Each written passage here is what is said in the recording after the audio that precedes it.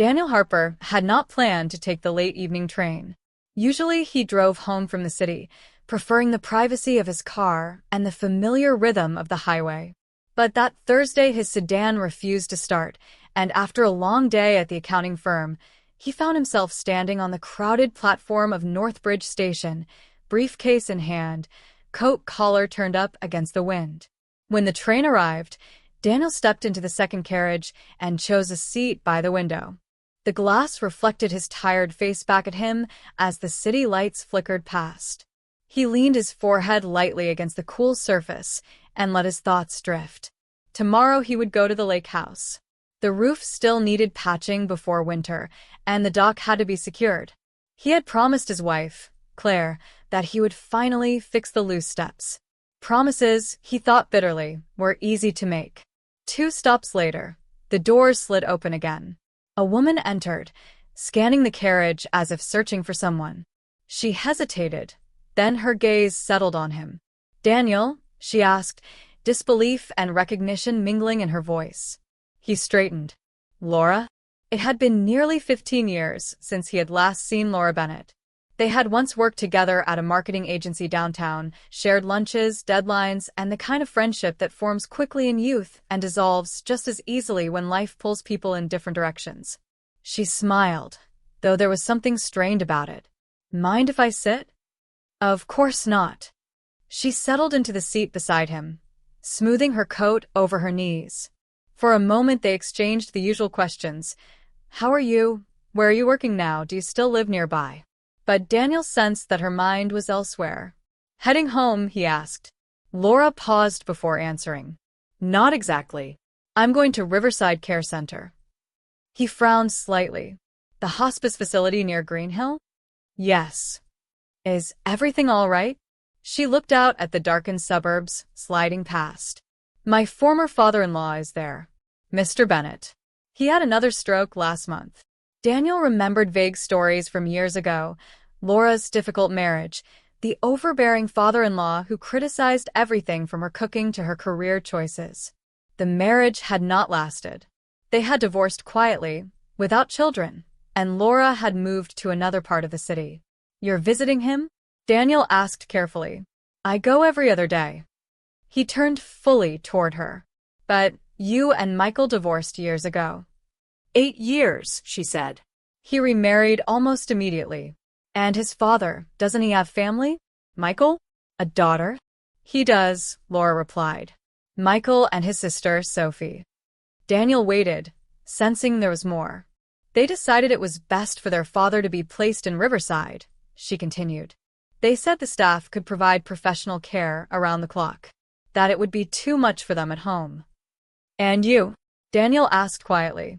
Laura gave a small, humorless laugh. "Apparently it would be too much for me as well. But I wasn't asked." The train rattled over a bridge, the sound filling the silence between them. "Then why are you going?" he finally said. Laura clasped her hands together. "Because someone has to." Daniel studied her profile. She looked older, of course, faint lines around her eyes, a seriousness that hadn't been there before, but there was also a steadiness he admired. "He wasn't kind to you," Daniel said carefully. "I remember you telling me how he interfered in everything. How he tried to convince Michael to leave you." "He did," Laura admitted. "He told Michael I was too independent, that I didn't respect tradition, that I wasn't good enough for their family. And now he barely remembers any of that," she said. "Some days he doesn't remember me at all." The train slowed for the next station. A few passengers exited. Others entered, filling the carriage with murmured conversations. "Michael doesn't visit?" Daniel asked. "He came once," Laura said. "He stood by the bed for 10 minutes, looked uncomfortable and left. Sophie hasn't come at all. She says hospitals make her anxious." "And you?" Daniel pressed gently. "How does it make you feel?" She thought for a long moment. "At first I was angry. I told myself it wasn't my responsibility. We're not family anymore." But then I imagined him lying there, confused, unable to move his left side, waiting for footsteps that never come. I kept thinking about the word alone. Daniel swallowed. "I'm not a saint," Laura continued softly. There are days I sit in the parking lot and ask myself why I'm doing this. But when I walk into his room and he looks at me, sometimes with recognition, sometimes without, I can't just turn around. The train emerged from a tunnel, and for a moment both of them were illuminated by a wash of light from a passing train. Does he know it's you? Daniel asked. Sometimes. Yesterday he called me Laura and apologized. For what? For being hard on me, she said. He said he thought he was protecting his son, that he didn't realize he was pushing us apart. Daniel exhaled slowly. And did you forgive him? I told him not to worry, she said, that it was a long time ago. Was it? Laura's lips trembled slightly before she steadied them. I suppose some wounds don't disappear, but they change shape. The train announced Greenhill Station. That's mine, she said, rising. Daniel stood as well. Laura, do you ever regret going? She picked up her bag and looked at him directly. No. I would regret not going. The doors opened. Cold night air rushed in. Take care, Daniel, she said. And fix that roof before the snow comes. He managed a smile. I will. She stepped onto the platform and disappeared into the crowd. As the train pulled away, Daniel remained standing for a moment before sitting back down. He stared at the reflection of his own face in the darkened window. He thought about Claire, about their unspoken tensions, about his own aging parents who lived 2 towns away.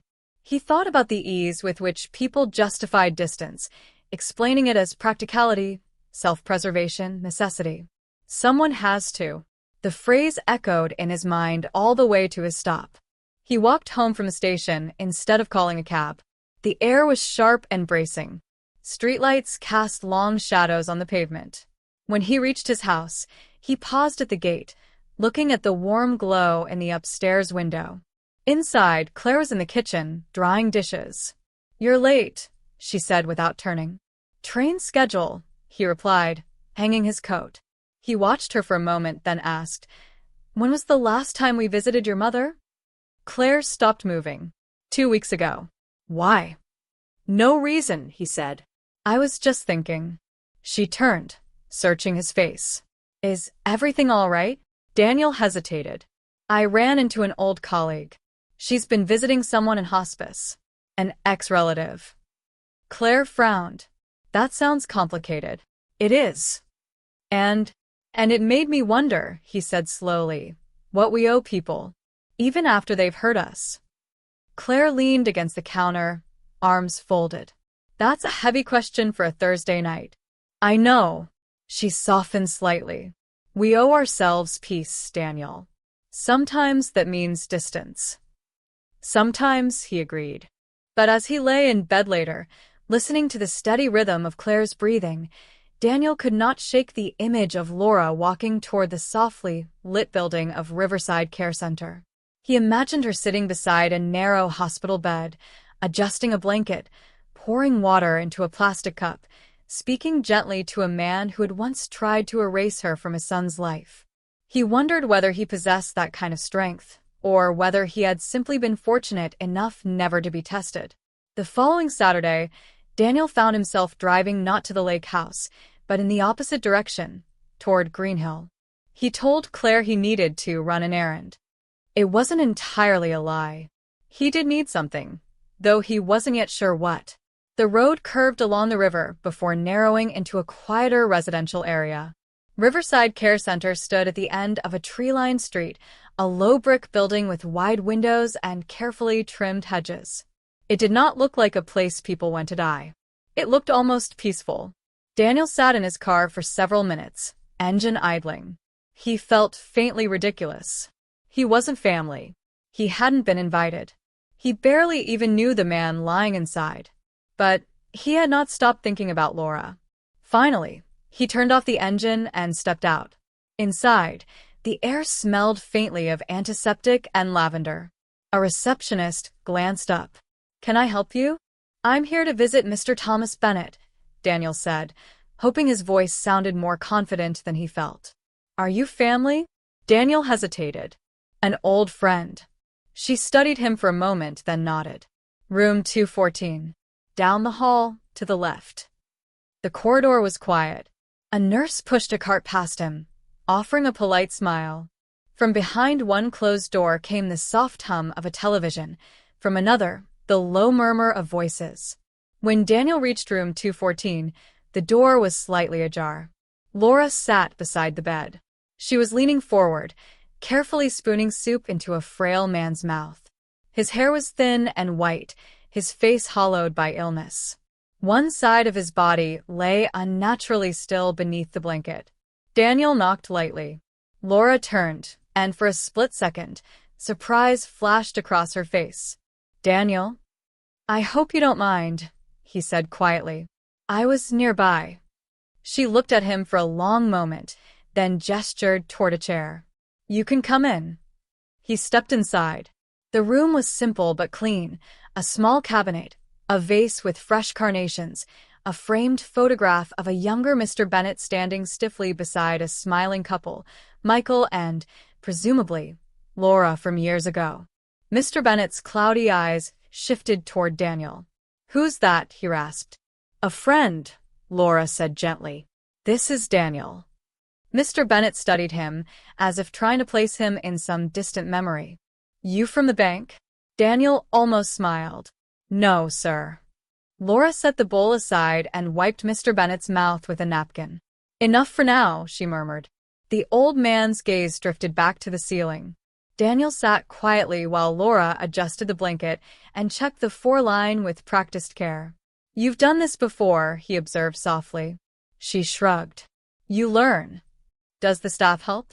"They do what they can," she replied. "But there aren't enough hands." She leaned back in her chair, exhaustion flickering briefly across her face before she masked it. "You didn't have to come," she said after a moment. "I know. Why did you?" Daniel considered the question. "I kept thinking about what you said. About someone having to show up." Laura looked down at her hands. "Showing up is the easy part. Staying is harder." Mr. Bennet stirred faintly. His fingers twitched against the blanket.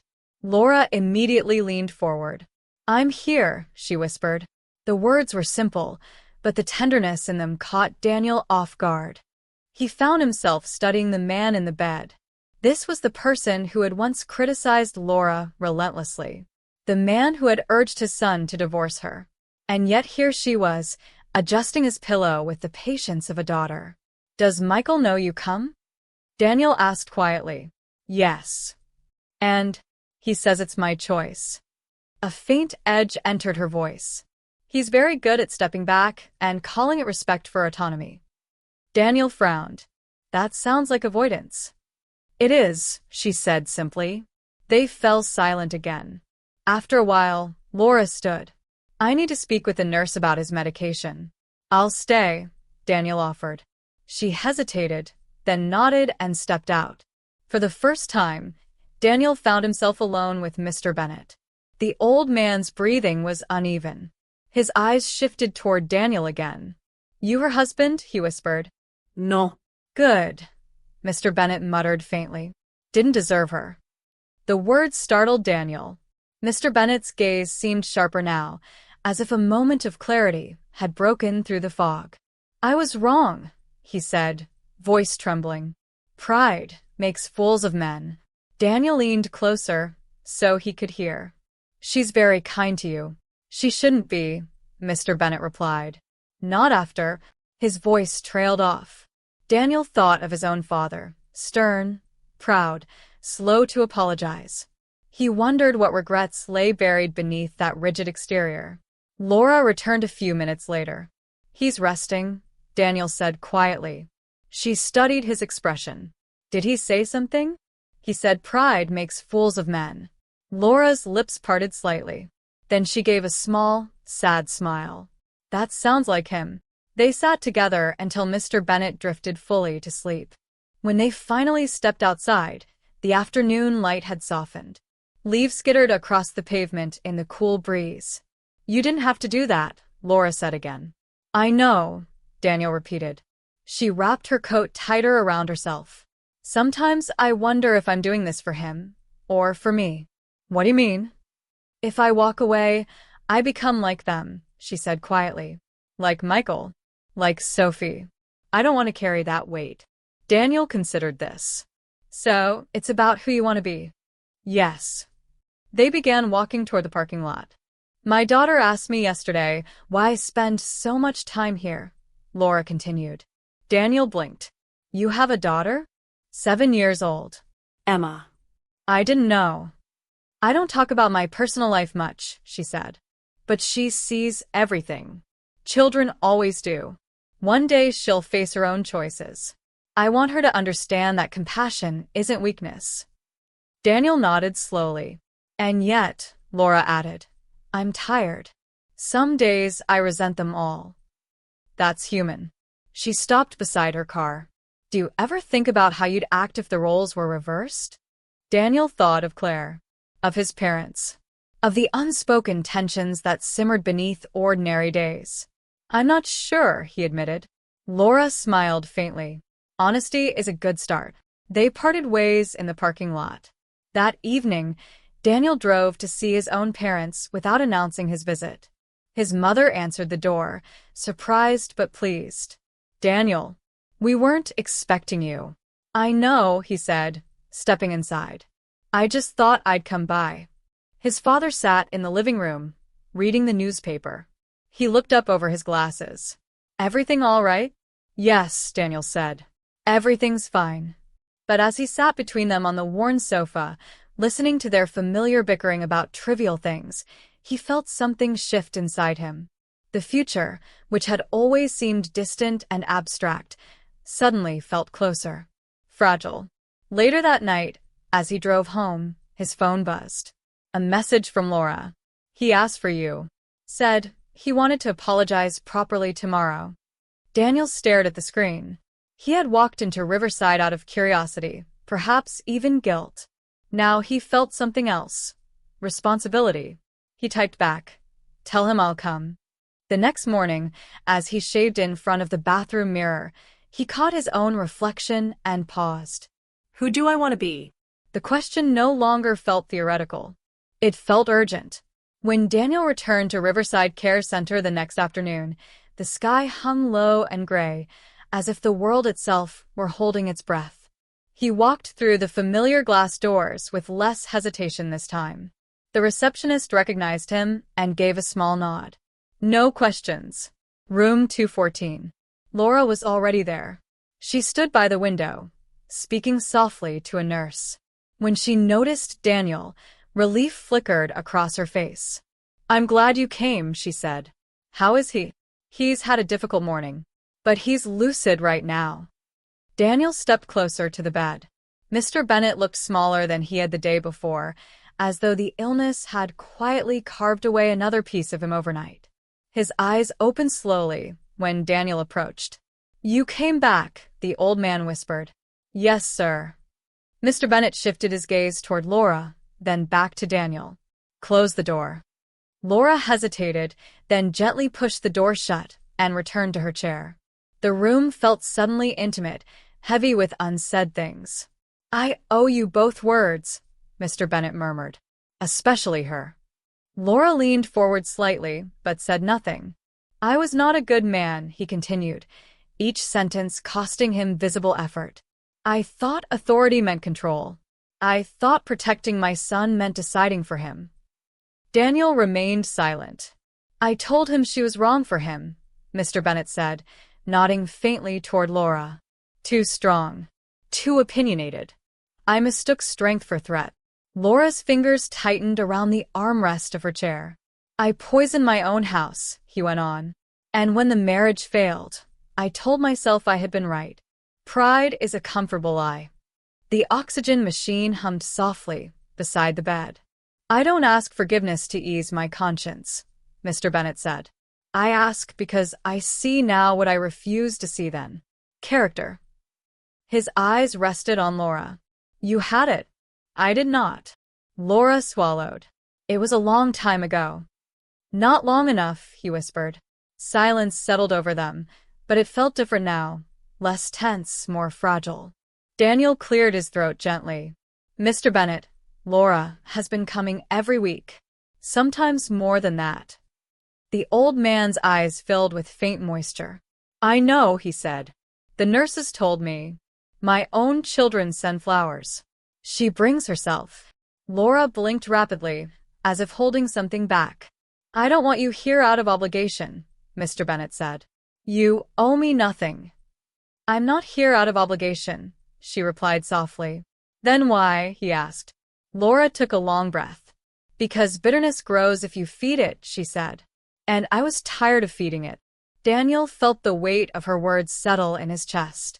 Mr. Bennet gave the faintest nod. You are better than I deserved. He closed his eyes briefly, as if gathering the last of his strength. There's something else, he added, his voice barely audible now. The lawyer came yesterday. Laura and Daniel exchanged a glance. I changed my will, Mr. Bennet said. Laura stiffened. You shouldn't worry about that. I am not worrying, he replied. I am correcting. His breathing grew shallow. I left the house to you. The words seemed to hang in the air, unreal. Laura shook her head immediately. No. That's not necessary. It belongs to your children. They already have what I gave them, Mr. Bennet whispered. This is mine to give. Daniel saw conflict flash across Laura's face, shock, resistance, even a trace of fear. I didn't come for anything, she said firmly. I know, he answered. That is why. The effort of speaking had clearly drained him. His chest rose and fell unevenly. Laura stood and gently adjusted his pillow. Rest now, she murmured. He looked at her one last time, something like peace softening his features. Thank you, he breathed. Within the hour, his condition worsened. The nurse moved quietly but efficiently. Laura stood on one side of the bed, Daniel on the other. There were no dramatic words, no sudden gestures. Just a gradual slowing, a long exhale that did not draw back in. The room became impossibly still. Laura did not cry immediately. She simply placed her hand over Mr. Bennet's and bowed her head. Daniel felt like an intruder in a sacred space. When the nurse gently confirmed what they already knew, Laura finally closed her eyes. It's over, she whispered, not with relief, but with gravity. The days that followed unfolded with predictable turbulence. Michael and his sister Sophie appeared at the care center only after receiving the call. Their grief seemed tangled with discomfort, as if death had forced them into a room they had carefully avoided. When they learned about the revised will, shock quickly hardened into anger. This is manipulation, Sophie snapped in the hallway. She must have pressured him. Laura stood very still. I didn't even know, she said quietly. Michael looked at her with a mixture of resentment and something else, perhaps shame. You are always good at playing the long game, he muttered. Daniel felt heat rise in his chest, but Laura touched his arm lightly, a silent request for restraint. I don't want the house, she said calmly. If you believe it should go to you, contest it. I won't fight. Her composure unsettled them more than outrage would have. The legal process took several weeks, but the will stood. The lawyer confirmed that Mr. Bennet had been mentally competent when he signed the documents. The decision was deliberate. In the end, Laura accepted the inheritance, not as victory, but as responsibility. She sold the house quietly and used the money to establish a small community program in Greenhill, a volunteer network for elderly residents who had no regular visitors. Transportation to medical appointments, grocery assistance, companionship. She named it the Open Door Initiative. Daniel watched it unfold with a mixture of admiration and introspection. One evening, months later, he stood beside her at the modest opening event in a rented community hall. A handful of volunteers mingled with several elderly residents, laughter echoing gently off the walls. You turned a house into something living, he said. Laura smiled faintly. He gave me bricks. I wanted to give something warmer. Do Michael and Sophie know? They know, she replied. They don't approve. Does that matter? She considered the question. Less and less. Daniel looked around the room, at the volunteers pouring tea, at an elderly woman gripping a young man's arm as he helped her to a chair. You changed something, he said. So did you, Laura answered. He frowned slightly. You started visiting your parents every week, she said. You convinced Claire to join the program as a volunteer twice a month. You show up now. Daniel hadn't realized she had been watching that closely. I suppose I didn't want to be the man who waits until it's too late, he admitted. Laura nodded. None of us know how we'll be remembered, she said. But we can choose how we behave while we're here. Outside, dusk settled over Greenhill. Daniel thought back to that first train ride, the casual encounter, the unexpected confession. How easily he might have dismissed it as someone else's story. Instead, it had become part of his own. As the event wound down, Laura's daughter Emma ran across the hall and threw her arms around her mother's waist. Mom, she said proudly. Mrs. Jenkins said I'm very helpful. Laura knelt and brushed a strand of hair from the girl's face. You are. Daniel watched the exchange quietly. Cycles could be broken, he realized. Pride did not have to be inherited. Neither did indifference. When he stepped outside into the cool evening air, he felt no grand revelation. Only a steady clarity. Life would still bring illness, conflict, loss. But compassion, once chosen, had a way of multiplying. And sometimes, the person who stayed, who showed up when others walked away, became the unexpected turning point in someone else's story. Not a saint, just someone who decided not to let bitterness have the final word.